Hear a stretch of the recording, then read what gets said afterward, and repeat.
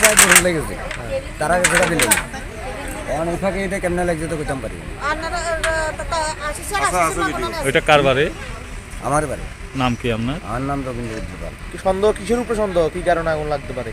না সন্দেহ মন্দ নিয়ে না কিছুই নেই, দিনের বেলা। এটা কোন জায়গা? এটা হলো পশ্চিম বেলা গাছসভা।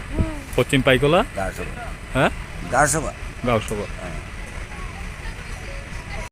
আমরা কল করছে যে কোনো পাবলিকে, আমরা কল পাওয়ার সাথে সাথে আইছি। তারা কইছে পশ্চিম পাইকলা। আমরা রাবার বুটের সামনে কইছে, কিন্তু আমরা রাবার বুটের সামনে আসিলাম। এরপর দেখো এদিকে না একটা গাড়ি লিয়ে গেছিলো, গাড়ি যাওয়ার সাথে সাথে কইলো যে না এটা ফালফারা লাগছে আগুনটা। তো এরপর আমরা আবার ব্যাক করে আইলাম আর কি এদিকে।